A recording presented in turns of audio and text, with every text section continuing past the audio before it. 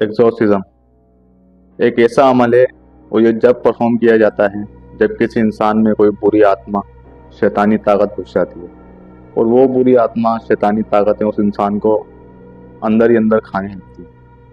Exorcism बहुत ही खतरनाक और दर्दनाक अमल होता है। इसको हर इंसान हर शख्स बर्दाश्त नहीं कर पाता, लेकिन एक लड़की ऐसी भी थी जिसके ऊपर यह अमल 67 टाइम्स किया गया, वो भी उसकी मर्जी से। एनिलिजा मिशेल, जिसकी पैदाइश 1952 में हुई, उसकी पूरी फैमिली बहुत ही ज़्यादा रिलीजियस थी, गॉड और सैटेनिक पावर्स में बिलीफ रखने वाली। 16 साल की उम्र तक एनिलिजा की लाइफ बहुत अच्छी चल रही थी, सब कुछ बहुत अच्छा था। उसने स्कूल के बाद कॉलेज जाना शुरू किया, लेकिन साल 1968 में उसके साथ अजीब व गरीब वाक़यात और अजीब व गरीब हरकतें होना शुरू हो गई। जैसे कि वो अचानक बेहोश हो जाती, अजीब व गरीब हरकतें करती और होश में आने के बाद अपने घर वालों को बहुत ही बुरी तरह से घूरती और उनसे कहती कि मुझे कच्चा गोश्त खाना है। जैसा कि मैंने पहले बताया था, वो आत्माएं एनिलिजा को कुछ खाने पीने नहीं देती थी, बस यही डिमांड करती थी कि मुझे कच्चा गोश्त खाना है, क्योंकि उस लड़की का कहना था कि मेरे जिस्म में बुरी आत्माएं शैतानी ताकतें हैं। लड़की की उम्र 23 साल थी। वह आत्माएं लड़की को कुछ खाने नहीं देती थी, जिसकी वजह उसका वजन का वेट सिर्फ 30 केजी रह गया था। ज़रा सोचिए कि वो लड़की किस खौफ, किस तकलीफ के आलम से गुजरी हो।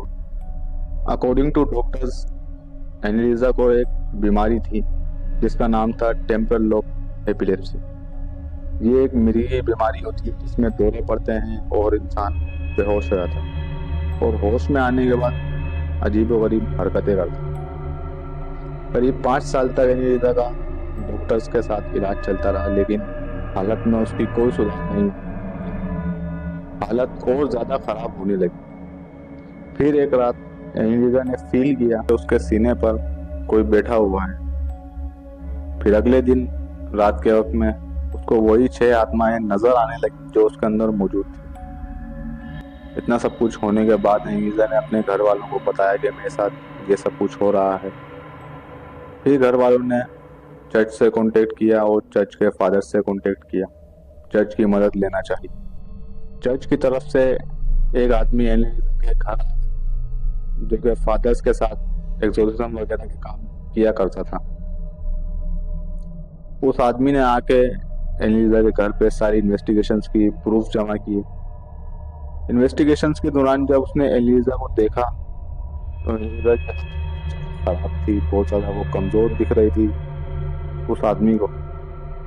फिर वो अचानक उस आदमी ने देखा कि एनिलिजा को खड़ा किया गया है। खड़ा करने के बाद एनिलिजा चली थोड़ी बहुत। चलने के बाद एनिलिजा ने ज़मीन पे पेशाब कर दिया अपनी पूरी फैमिली और उस आदमी के सामने, और फिर वही पेशाब ज़मीन से चाट चाट कर पीने लगी। इतना सब कुछ देखने के बाद उस आदमी को ये बिलीव हो, लड़की में एक नहीं बहुत ज़्यादा मसले हैं, एक नहीं बल्कि कुछ ज़्यादा ही आत्माएं इसके अंदर मौजूद है। ये सब प्रूफ और बातें उस आदमी ने चर्च के फादर्स को बताई। फाइनली फादर्स ने एनिलिजा का एक्सोर्सिज्म किया, लेकिन वो लड़की ठीक नहीं। एक्सोर्सिज्म का ये अमल बार बार किया गया, इतना कि इसकी काउंटिंग 67 तक पहुंच गई। इसके बाद एनिलिजा को खुद ही फील हो गया कहीं ना कहीं कि ये आत्मा है जो नहीं छोड़ेगी, तो क्यों न मैं ही अपनी ज़िंदगी को छोड़। एनिलिजा ने सोच लिया कि वो सुसाइड कर लेगी, लेकिन फादर्स ने कहा कि हम एक ट्राई और कर सकते हैं, दूसरे फादर के साथ, दूसरे कोई सीनियर फादर के साथ एक ट्राई और कर सकते हैं। लेकिन उसके बाद एनिलिजा की जान को बहुत ज़्यादा खतरा होगा, पता नहीं ये बचे या ना बचे। वन वे मिशन होगा ये। इस तरह से उन फादर्स ने एनिलिजा की फैमिली को कहा। फैमिली थोड़ी बहुत परेशान हुई, लेकिन एनिलिजा बोली कि बस अब हाँ कर दो, मैं भी हाँ कर दूँ। फाइनली फादर्स वो घर आए। घर आने के बाद एनिलिजा को वही फिर दोबारा एक्सोर्सिज्म किया गया, लेकिन उस एक्सोर्सिज्म के बाद जैसा कि फादर्स ने कहा था, ये बचेगी या मर जाएगी। उसी 2 सेकंड के बाद एनीजा मर गई।